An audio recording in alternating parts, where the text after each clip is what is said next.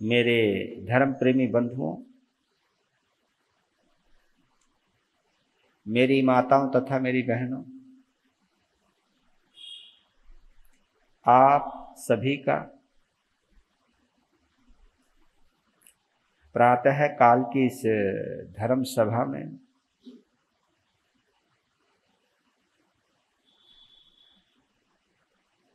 तथा हमें भाव पार कराने वाली और भव और भवांतरों की हमारी भटकन का लेखा जोखा प्रस्तुत करने वाली पवित्र महावीर कथा में हार्दिक हार्दिक स्वागत करता हूं। आप सभी के उज्जवल भविष्य की मंगल कामना करता हूं।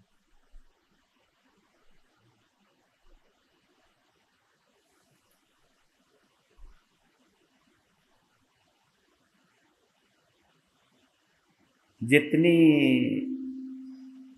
गहराई में अगर आप कथा के माध्यम से यानी महावीर के जीवन के माध्यम से अगर हम अपने जीवन को समझना चाहें तो बड़ी आसानी से समझ सकते हैं।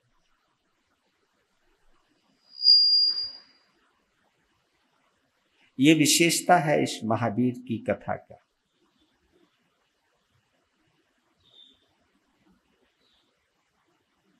इसको पहले कर लिया करो बाबू, पहले कर लेना चाहिए।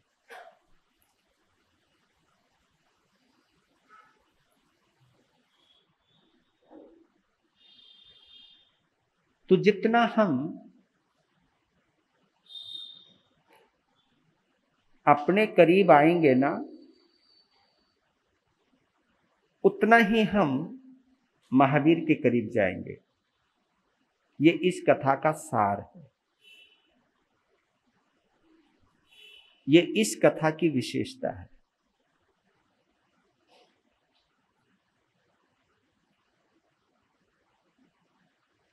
और इसकी विशेषता तब साबित होती है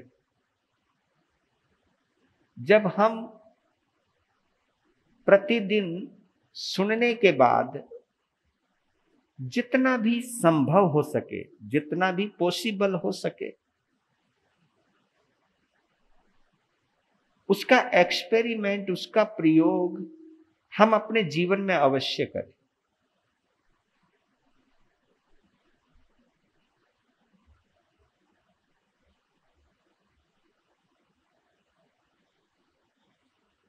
इस कथा को सुनते सुनते हमारे जीवन में मानवता का एक अंश भी जागृत हो गया।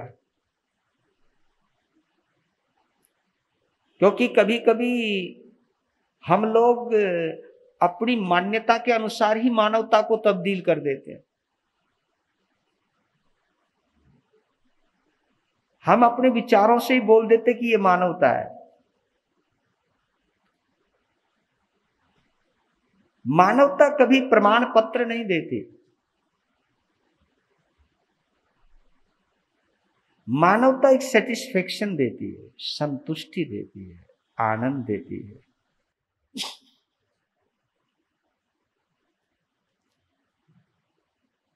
उससे जुड़ने के बाद अगर फिर भी चिंता है सवार, तो एक बात तो पक्की है, ये अभी हम जुड़े ही नहीं।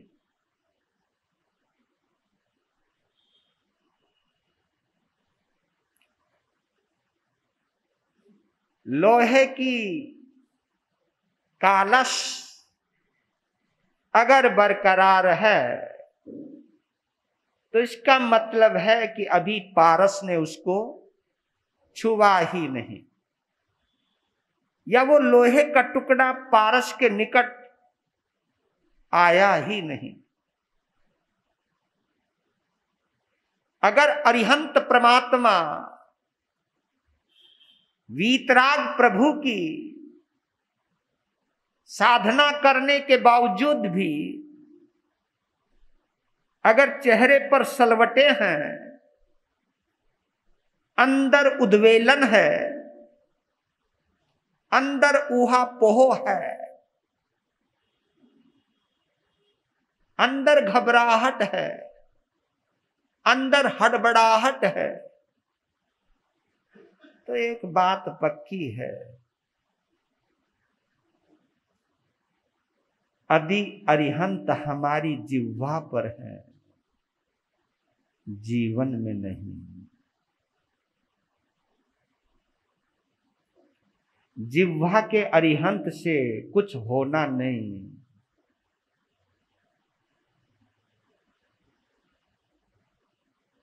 शरीर की सामायिक से भी कुछ होना नहीं।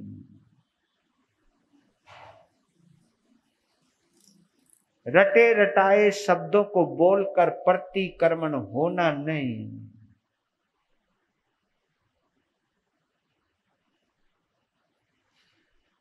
ये तो अंतर से जुड़ने के बाद होगा।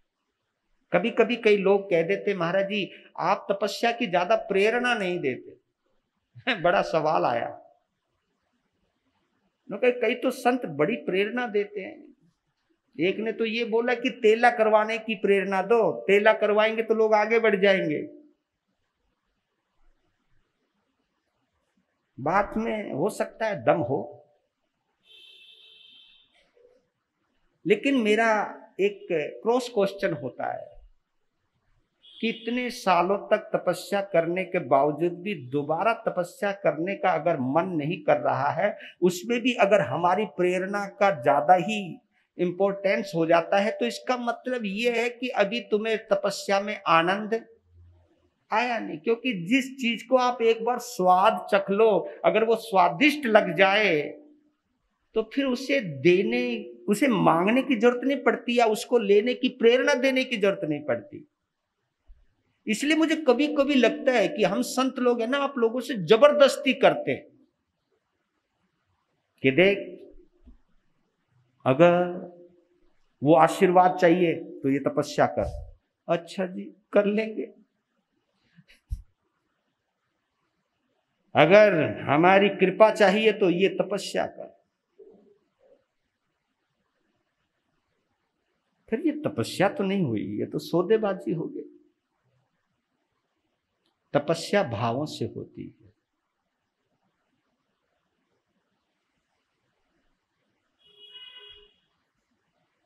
और तपस्या की महत्ता के बारे में संत हमेशा बोलते रहे हैं, ऐसी तो बात नहीं। प्रेरणा देते रहे, तपस्या का महत्व क्या है ये भी सुनाते रहे हैं। और उसी महत्व को बार बार सुनाना पड़े, फिर तो जरा मामला दूसरा आ जाता है।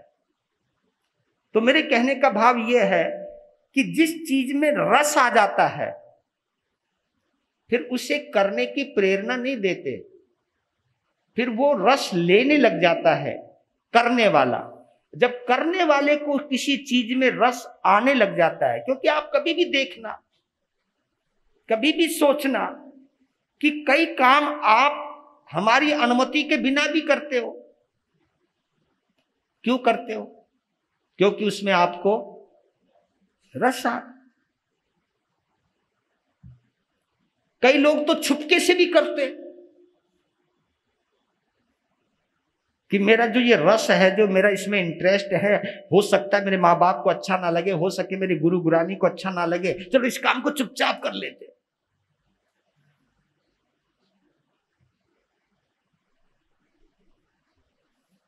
और ये गलत नहीं कहा, जहां चाहा वहां रहा। जिस चीज को आप अंदर से चाहते हो ना, फिर उसको करने के रास्ते निकालते हो आप।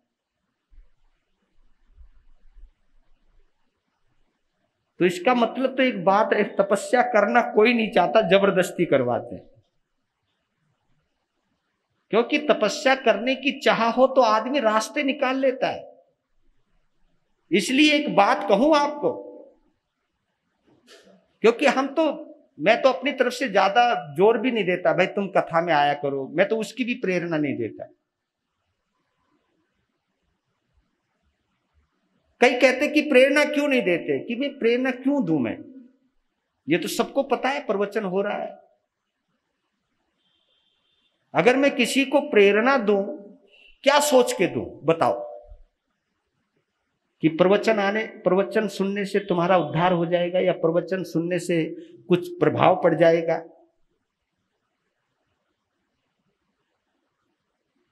आप ये देखिए, जिसमें चाहत होती है ना, वो 100 काम छोड़ करके भी आता है।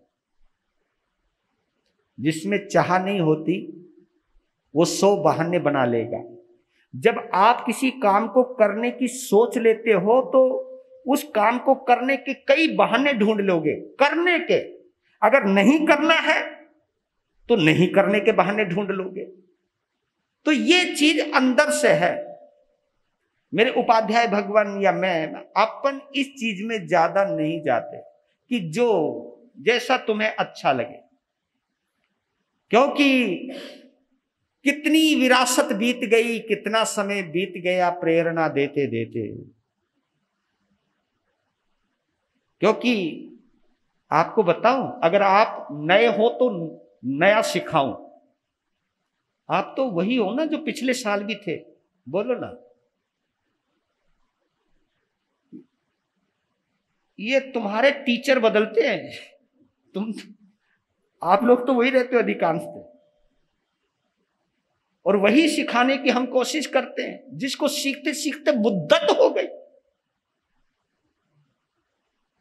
तो इसलिए कह रहा हूं कि जहां एक मन में इच्छा है, मैं तो इतना जरूर कहता हूं कि अगर आपसे तपस्या नहीं होती ना, मत करो।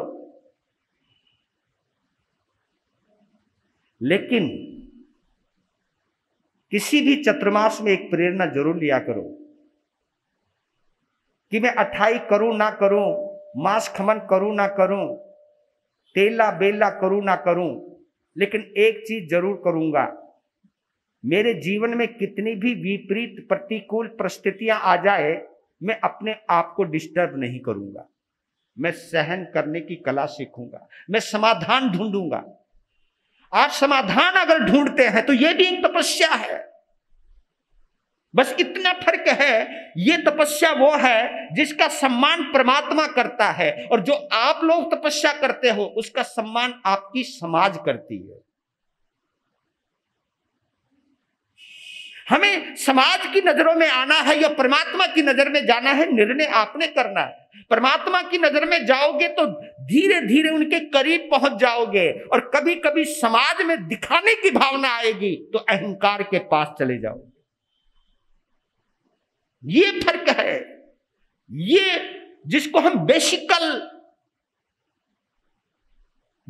बेसिक बोलते हैं, ये वो बेसिक है कि मुझे परमात्मा के पास जाना है। महावीर कथा सुनते सुनते मुझको ये प्रेरणा लेनी है, क्योंकि मेरा जो घर है, मेरा जो आंगन है, वो भी आंगन मेरे प्रभु महावीर का है। महावीर की कथा सुनते सुनते मुझे महावीर बनने की कला सीखनी है। और महावीर बनने की कला, आपके अंदर जितना मैत्री भाव आता जाएगा, जितनी सहनशीलता आती जाएगी, जितनी उदारता आती जाएगी, जितना संभाव आता जाएगा, आप देखोगे कि जीवन उतना ही सरल हो जाएगा, उतना ही सहज हो जाएगा। जीवन को क्रिटिकल हमने खुद बनाया है, किसी और ने नहीं बनाया। पेचीदा जिंदगी की पेचीदगी हमने खुद बढ़ाई है, खुद बनाई है, किसी और ने नहीं बनाई। ये हमारी बनाई हुई है। ये पता नहीं भाव हमारे अंदर कब जगेंगे कि अपनी प्रॉब्लम के निर्माता हम स्वयं हैं, अपनी समस्याओं के निर्माता हम स्वयं हैं। जब समस्या मैंने ही बनाई है तो समाधान भी मैं ही निकालूंगा, क्योंकि जहां से समस्या का जन्म हुआ है समाधान वही है। बस ये कषायों की स्थिति ऐसी होती है, विषयों की स्थितियां ऐसी होती है कि हमें समाधान की तरफ जाने नहीं देती, क्योंकि समाधान कब मिलता है? जब शांत। तो मैं इसके लिए एक एग्जाम्पल देता हूं कि बहते हुए पानी में कोई अपनी तस्वीर नहीं देख सकता, और जो पानी उबल रहा है उसमें भी आप अपनी तस्वीर नहीं देख सकते। तस्वीर कब दिखाई देगी पानी में? जब पानी या तो रुका हुआ हो या शांत हो। उबलते हुए पानी में कोई तस्वीर नहीं देखता है, हम उबले हुए रहते हैं, हम भटके हुए रहते हैं, और उसमें हम अपनी और अपने परमात्मा की तस्वीर देखना चाहे तो नहीं। ये जो हमारे यहाँ समाय का विधान है, तपस्या का विधान है, ये इसलिए है ताकि तुम शांत हो जाओ, शांत होकर के हम स्वयं का विश्लेषण कर सके, शांत होकर के हम स्वयं का सर्वेक्षण कर सके, निरीक्षण कर सके। आप तपस्या भी करते हो, संसार का हर काम करते हो, आप दुकान आप करते हो, हर काम करते हो नहीं करते? आप रसोई भी तुम करते हो। कई तो कहते गुरु महाराज काम ना करे तो तपस्या करनी मुश्किल हो जाए, हम उसी में लगे रहते हैं। क्योंकि काम में दिल लगा रखा है, अपने आप में दिल लगाना, तपस्या अपने आप में दिल। मैं तो एक बात कहता हूं, दुनिया का काम करो खा पी करके, हाँ, लेकिन अगर मिलने का काम करना है, अपने आप का काम करना है, अपने आप से मुलाकात करनी है, जब भोजन ही नहीं खा रहे हो तो फिर किसी का दिमाग क्यों खा रहे हो आप?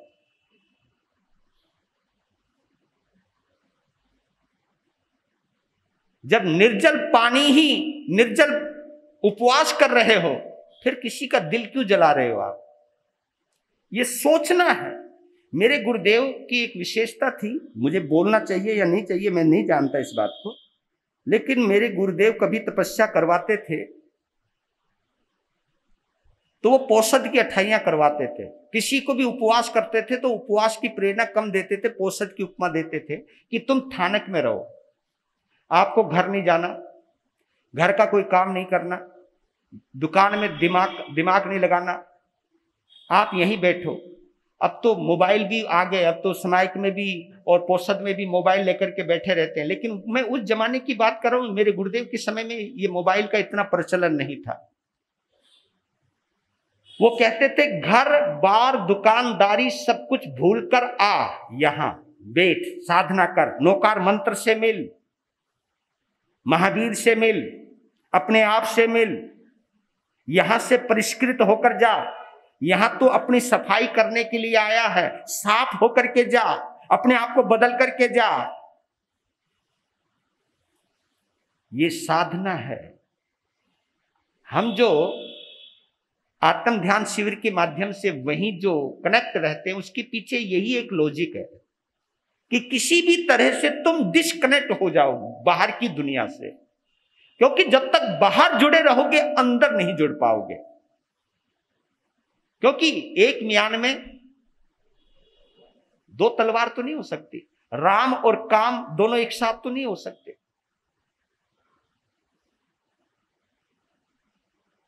वासना और साधना दोनों एक साथ तो नहीं हो सकती। तो ये चीज है, महावीर की जो ये कथा है स्वयं से कनेक्ट होने की कथा है। इसलिए कहता हूं कि जगत में चिंता मिटी उसी की जो तेरे चरणों में आ गया है। प्रभु जो तेरे पास आ गया, क्योंकि तू निश्चिंत है, क्योंकि तू वितरागी है, और तुम्हारे पास आने का बात है कि मैं तुम्हारे शरण में आकर के किसी तरह से भी मेरा राग और द्वेष से कनेक्शन कट जाए, चाहे 2 घड़ी के लिए ही सही, चाहे 48 मिनट के लिए सही, एक बार मैं उससे डिस्कनेक्ट हो जाऊं, मैं तेरी साधना कर सकूं, तेरी आराधना कर सकूं, और इसी आराधना को करते करते मैं तुम जैसा बन सकूं। ये महावीर की कथा प्रेरणा देती है। अभी तो आप प्रभु महावीर की आत्मा के साथ क्या तूफान चल रहा है, उस तूफान के साथ आप भी अपने आप को कनेक्ट कर सकते हो। ये तूफान हमारी और तुम्हारी जिंदगी में भी चल रहा है। जिंदगी की शुरुआत कितनी गजब की हुई थी प्रभु महावीर की आत्मा की। नए सार के भाव से सम्यक्त्व की प्राप्ति, आत्म दृष्टि की प्राप्ति, आत्मा को देखा जिस भव के अंदर और उसका पुरस्कार मिला। पुरस्कार मिला कि देवलोक के बाद स्वयं इस युग के प्रथम तीर्थंकर भगवान आदिनाथ के घर में जन्म लेने का मौका मिला। क्या गजब की एक दृष्टि डाली थी, आत्मा का अनुभव किया था, भेद विज्ञान की साधना की थी नए सार के भाव में, और उसका फल मिला कि प्रथम तीर्थंकर के परिवार में जन्म लेने का मौका मिला, उनके चरणों में दीक्षित होने का मौका मिला।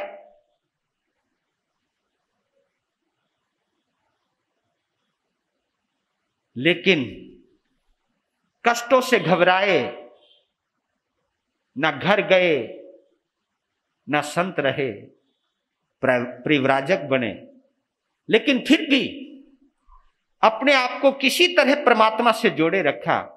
पुरस्कार उसका भी मिला, लेकिन अहंकार की वजह से फिर देवलोक में भी गए, फिर जाति वही रहे, ब्राह्मण रहे, परिव्राजक बनते रहे, लेकिन उसी के बीच में झूलते झूलते विश्वभूति बने। विश्वभूति बनने के बाद वहां कहीं ना कहीं निदान कर बैठे, रास्ता सही पकड़ा था, वो भी बिल्कुल वहां फिर भटक गए। ये भटकाव हमारे पास भी आता रहता है। मैं तो इतना कहता हूं कि उनका तो मिट गया भटकाव, पता नहीं हमारा भटकाव कब मिटेगा। और इस कथा को अगर तुम भावनात्मक आत्मीयता से सुनते चले जाओ, क्या पता इस जन्म में हम मुक्ति में जाएं या ना जाएं छोड़ो, लेकिन अगर उससे कनेक्ट हो गए, हमारे पास एक संभावना तो आज भी है। डायरेक्ट मुक्ति नहीं है, कोई बात नहीं, लेकिन मुक्ति घूमकर तो है आज भी। जहां आज भी 20 तीर्थंकर विचरण कर रहे हैं, जिनको हम विहरमान कहते हैं, विहरमान, 20 विहरमान, एक साथ 20 तीर्थंकर। विहरमान यानी विचरणशील। और ये आने वाले 24 उत्सर्पणी काल की जो 7वें तीर्थंकर होंगे, जब 7वें तीर्थंकर होंगे तब ये विहरमान तब तक रहने वाले हैं। आने वाली 24 के 7वें तीर्थंकर तक ये 20 विहरमान रहने वाले हैं, तब इनका इकट्ठा ही निर्वाण होगा, फिर और नए विहरमान होंगे। ये शुरू से चली आ रही है परंपरा। तो हम महाविद्य क्षेत्र तो जा सकते हैं, लेकिन भाई महाविद्य क्षेत्र को क्रॉस तो तब करेंगे ना, तब हम अंतर में तो क्रॉस करें। अभी तो हमें तो लगता है, तुम्हारा तो क्या, हमारा भी ऐसा लगता है कि हम भी कोई ज्ञान मंत्र देवी देवता बन सकते हैं। ऊपर वाले देवता हमारे बनने के भी संभावना कम लग रही है। जो मैं परिस्थितियां देखता हूं तो लगता तो ऐसा कि हमारी भी उच्च गति में जाने की कोई संभावना नहीं है। महाविद्य क्षेत्र की तो बात छोड़िए, क्योंकि हम तुम्हारे में अटक गए, हमने तुमको अपने में अटका लिया। ये जो अटकाने की कला है हमारे में भी आ गई है, तुम्हारे में भी आ गई है। तुम हमें भी अटका के रखते हो और हम तुम्हें भी अटका के रखते हैं। और अटकाने वाला अटका के रखेगा, निकलेगा तो नहीं। तो निकलने की कला तभी आएगी जब हम मैत्री भाव में आते हैं। तो वहां सोचिए आप, प्रभु महावीर की आत्मा विश्वभूति के बाद देवलोक में गई। देवलोक के बाद पोतनपुर में प्रजापति राजा के यहां पर त्रिपृष्ठ के नाम से पैदा हुई है। और उनका त्रिपृष्ठ वासुदेव अभी बने नहीं है, वो त्रिपृष्ठ है, एक छोटे से राज्य के राजकुमार हैं। और उनका एक भाई है, बड़ा भाई, जिसका नाम अचल कुमार है। यहां तक आप सुने। और उधर वो विशाख नंदी का जीव अश्वगिरी नाम का प्रति वासुदेव बना। ये सब उम्र इनकी बराबर की है, लेकिन उसमें पराक्रम था, लड़ने का मादा था, लड़ने की चाहती, दुनिया को जीतने की चाहती। जितनी उसने गुलामिता करी, उसी को गुलाम बनाने की भावना पैदा होगी। क्योंकि गुलामिता करते करते करते करते अंदर ही एक भाव आते रहते थे, उसके अंदर एक ही भाव आते थे। और गुलामों में अक्सर ये भाव आते रहते हैं। गुलामी करते करते ये भाव आते रहते, कब समय आएगा जब मैं दुनिया को अपना गुलाम बनाऊंगा। ये गुलामों की मनोस्थिति है। जो गुलाम होते हैं वही दूसरों को गुलाम बनाने की सोचते रहते हैं।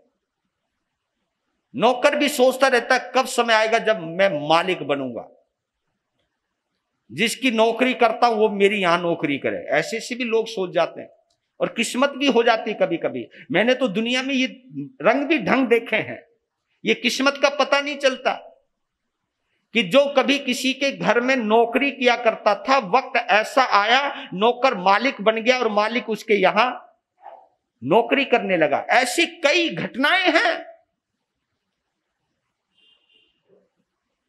क्योंकि समय को बदलती देर नहीं लगती।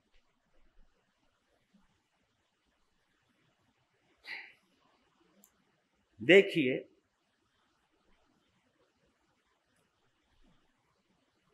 अश्वगिरी प्रति वासुदेव सब 3 खंड जीत लिए। जब 3 खंड जीत लिए तो अश्वग्रीव को एक और चिंता सवार हो गई, क्योंकि सब जीत लिया।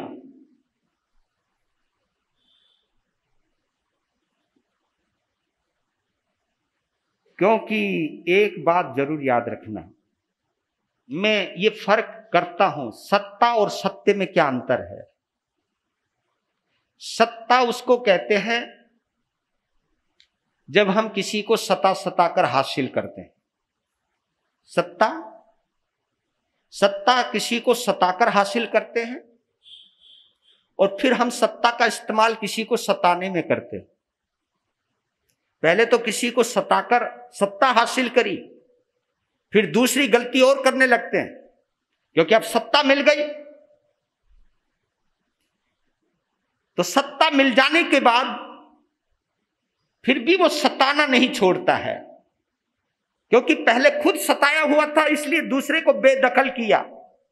फिर जब सत्ता नशीन हो गए, सत्ता पर काबिज हो गए, सत्ता प्राप्त कर ली, एक और टेंशन शुरू कि कोई ऐसा तो नहीं होगा जो हमको सत्ता से बेदखल कर दे, क्योंकि वो किसी को बेदखल करके ही तो सत्ता पर आया है ना।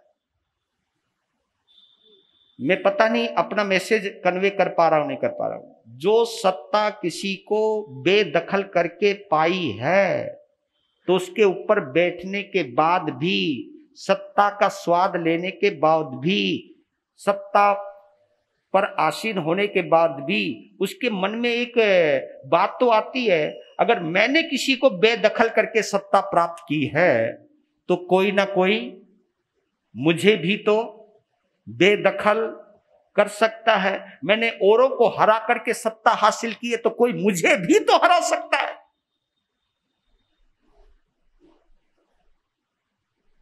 अब चिंता कोई खत्म कोई हुई। कभी कभी तो आप लोग कह देते हो, गुरु महाराज बस ये हमारी एक छोरी है और इसकी शादी हो जाए तो हम फ्री हो जाएंगे। मैं बोला, तू ऐसी काहे को टेंशन ले ले भैया, तू शादी करने के बाद तू टेंशन से फ्री हो जाएगा या हो जाएगी, इसकी क्या गारंटी है? बताओ। जिन्होंने शादियां करवा रखी अपने बच्चों की, चाहे लड़कों की चाहे लड़की की, क्या बेफिक्र हो गए?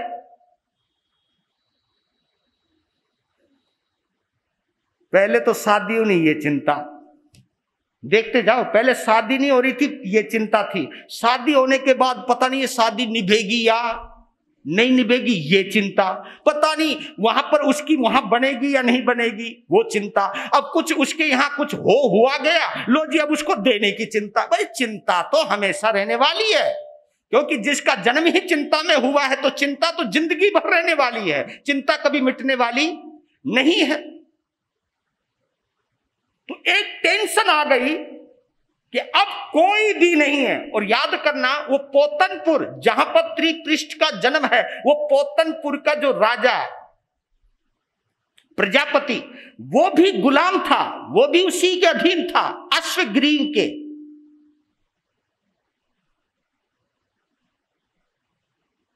उसने हिसाब लगा लिया पूरा, हाँ सबकी गर्दनें झुकी हुई है, पर लेकिन कोई ना कोई गर्दन जरूर उठाएगा। तो एक ज्योतिषी आ गया,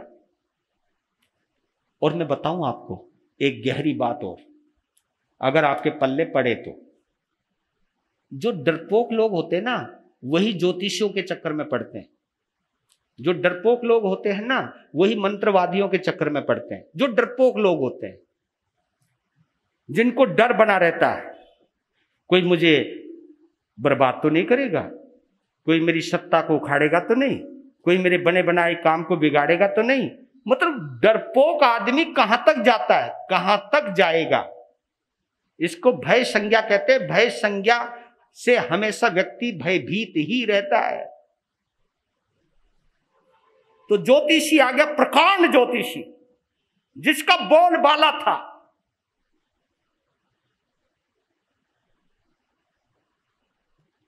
और याद रख लेना, ज्योतिष अगर कोई भी आ जाए, कोई भी आ जाए, यहां तक कि तुम लोग मेरे पास, हमारे पास भी आते हो ना, जो टेंशन है वही पूछोगे आप, कभी भी देख लेना।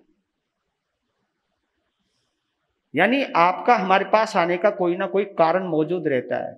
और जो अंदर चिंता खाए जा रही है, खाए जा रही है, खाए जा रही है, आते ही सबसे पहला सवाल ये नहीं करोगे महाराज जी मुझे समाई का पाठ सिखा दो या हमको नौकार मंत्र सिखा दो, ये नहीं। वो आप क्या कहोगे, महाराज जी कुछ बता दो, सिखा दो नहीं। तुम बोलते क्यों नहीं हो? नहीं, कुछ गड़बड़ बोल रहा हूं। मतलब जो भी आपके अंदर है वो निकलता है आपके बाहर। पता नहीं क्या क्या निकलता, मैं क्यों बोलूं यहां पर, लेकिन बतला रहा हूं। जिसमें रहोगे तो वो एकदम बोल पड़ा जब पता लगा कि ज्योतिषी ओ तू सब कुछ बता देता है। ये बता,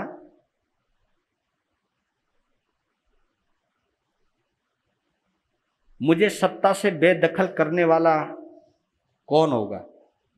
अब देखो अंदर की चिंता आ ही गई ना, क्योंकि वो जानता था कि मैं सत्ता पे हमेशा तो नहीं रहने वाला हूं।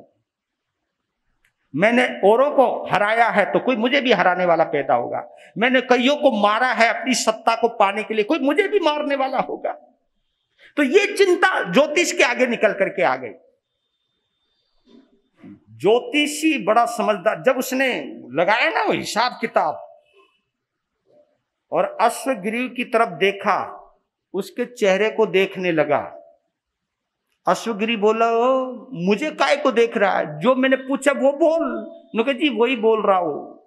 फिर अंदर सोचने लगा, ये बड़े लोग हैं ना, अगर डायरेक्ट कोई बात कहूंगा तो क्या पता हमारे लिए पंगा पड़ जाए, अपना बचाव भी बचाना है।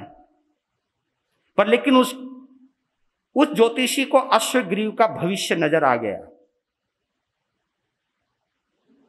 फिर उसने उस बात को घुमा करके कहा कि आपके अधिकार क्षेत्र में एक शाली क्षेत्र है, गौर कीजिए। हां, शाली क्षेत्र कहते हैं जहां पर धान की फसल हुआ करती थी। किसकी?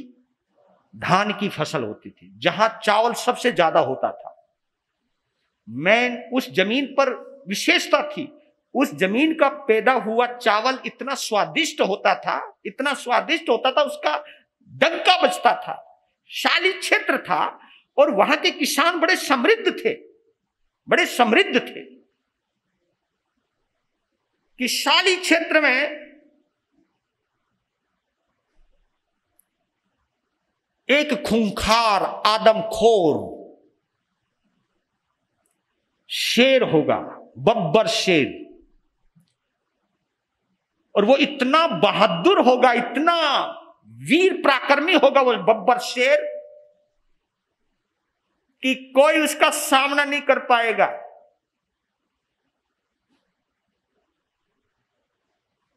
उस शेर को, उस बब्बर शेर को बिना हथियार के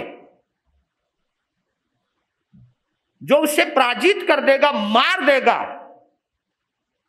वही आपको आपकी सत्ता से बेदखल करने वाला।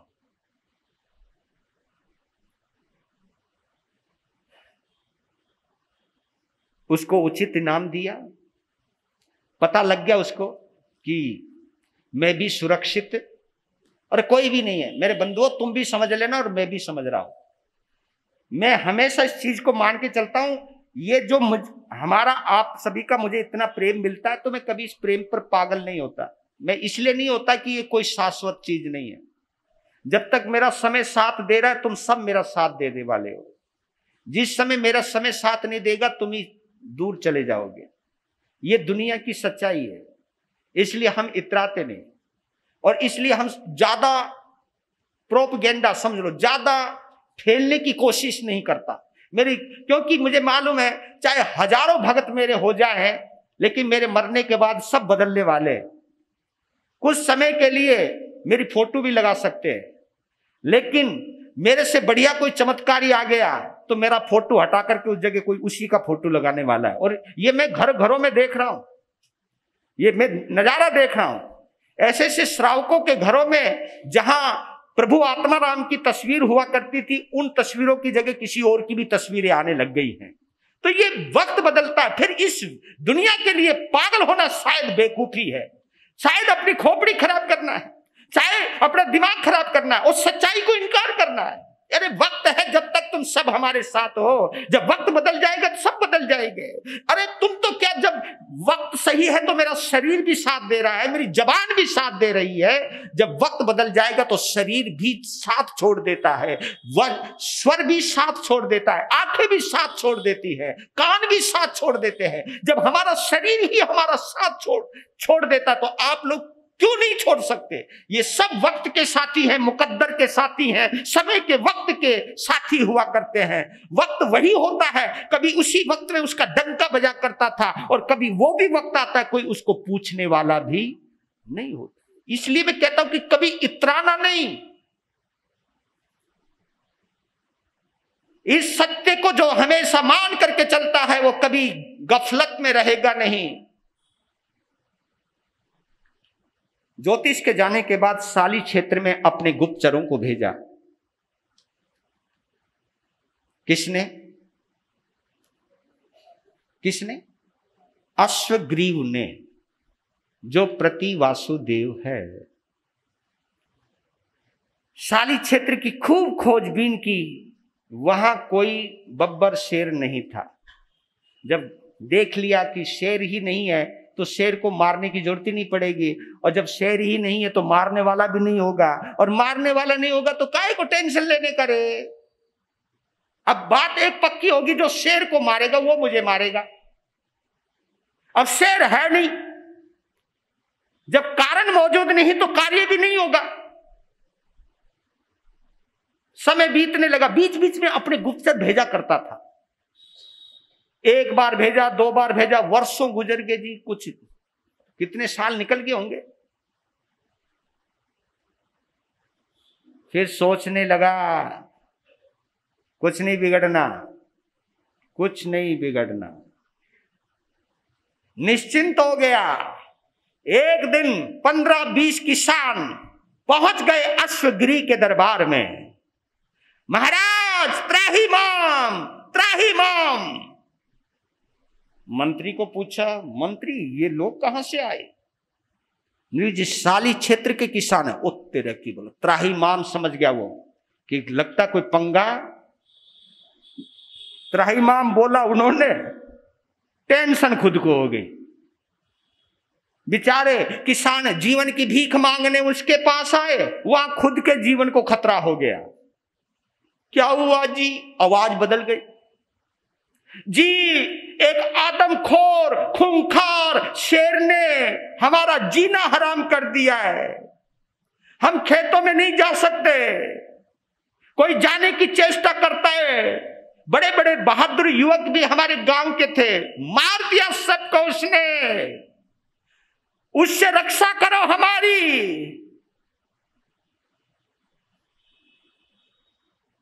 हाँ इंतजाम करूंगा, जाओ।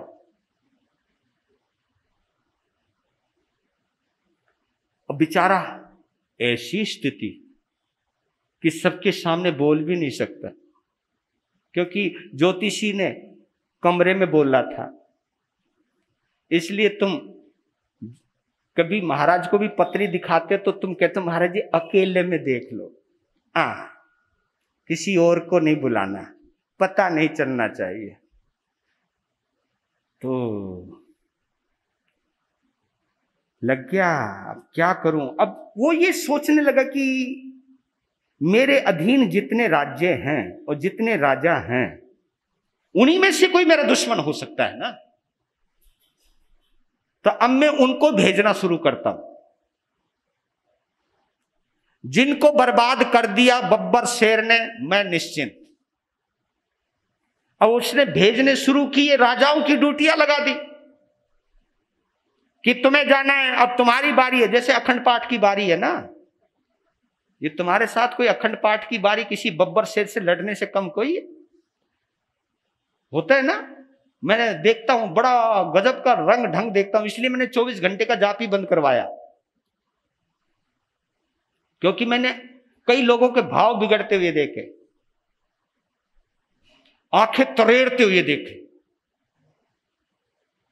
माला को खुंदक में फेरते हुए देखा। बस क्या बताऊं आपको, पूछो मत ना। एक नजर घड़ी पर, एक नजर दरवाजे पर, आयो नहीं, आयो नहीं, आयो नहीं। नमो रिहंतान, नमो सिद्धांत।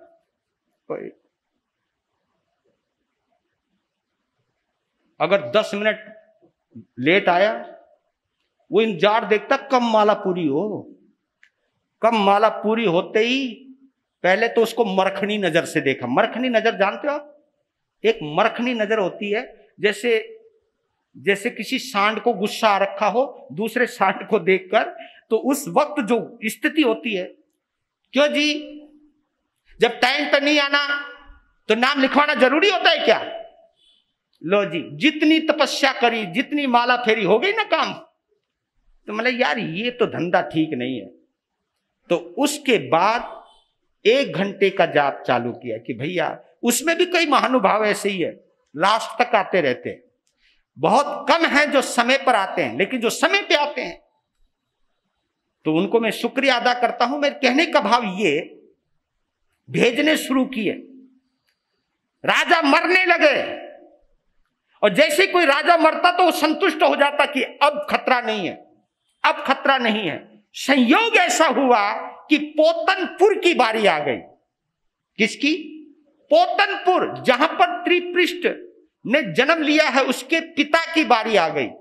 और राजा का आदेश अनिवार्य है, क्योंकि प्रति वासुदेव है उसके, वो अधीन है उसकी आज्ञा, वो टाल नहीं सकता, उसे जाना ही था। और सबकी खबर थी उसको कि कितने गए वापिस नहीं आए, कोई डर के मारे भाग ही आया, उसको राजा ने नहीं छोड़ा। वो तैयारी कर रहा था। पोतनपुर नरेश प्रजापति, त्रिपृष्ठ के पिता श्री, तैयारी कर रहा है शाली क्षेत्र में जाने की। तो वो बांध रहे थे, सेना को भी तैयार कर रहे थे, आदेश दे दिया। तो जब वो तैयारी कर रहे थे, उसी वक्त त्रिपृष्ठ अपने भाई अचल के साथ आ गए। पिताजी को तैयार होते देखा कि आप कहां जाने की तैयारी, ये आगे ढाल पीछे ढाल, ये क्या, ये हथियार किस लिए? तब वो बताया कि ऐसे अश्वग्रीव राजा हैं जिनके हम अधीन हैं, और शाली क्षेत्र में एक खूंखार आदमखोर नरभक्षी शेर का आतंक है, और वो आज तक किसी से हारा नहीं है, सबको मार देता है, वो खा जाता है। अब उससे लोहा लेने के लिए जा रहा हूं बेटा, पता नहीं मैं वापस आ पाऊंगा नहीं आ पाऊंगा। अपने पिता के चेहरे पर उभरती हुई निराशा को देखकर त्रिपृष्ठ का खून खोलने लगा।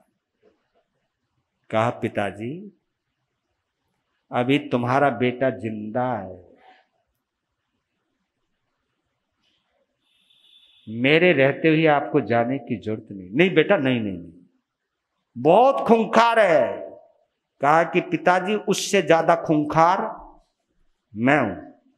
नहीं बेटा, बड़े बड़े राजा गए, कोई नहीं बचा। कहा कि लगता है आपको पिताश्री अपनी औलाद पर भरोसा नहीं है। ये देखो कॉन्फिडेंस, पिता डर रहा है। और देखो आपको मैं बतला देता हूं, डरने वाला तो पहले ही मर जाता है। डरने वाले में पहले ही जब शंका आ गई कि पता नहीं जीतूंगा या नहीं जीतूंगा, जब ये बात आ जाती तो आदमी तो पहले ही मर जाता है। और देखिए त्रिपृष्ठ, वो भविष्य पुकार रहा है, भविष्य बोल रहा है, उसके मुख से भविष्य बोल रहा है, फ्यूचर बोल रहा है। कहा कि पिताजी, उसके लिए तुम्हारा अकेला बेटा ही काफी है। तुरंत अचल भी बोला, हम भी जाएंगे आपके साथ, क्योंकि बलदेव हमेशा वासुदेव के, ये प्रेम है वहां।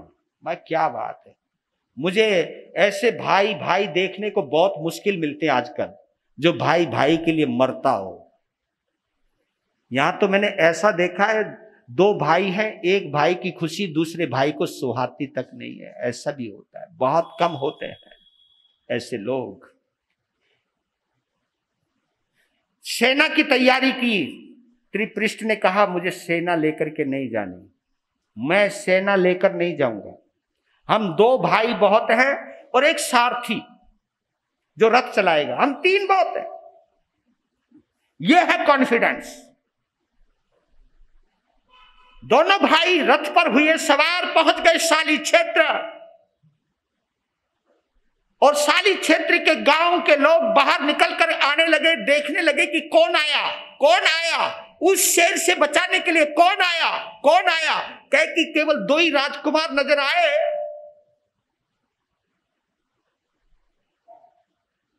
उस ग्रामवासियों ने चारों तरफ से घेर लिया, कहा कि आपकी सेना, कहा कि हम ही सेना है, वन मैन आर्मी, हम ही सेना है।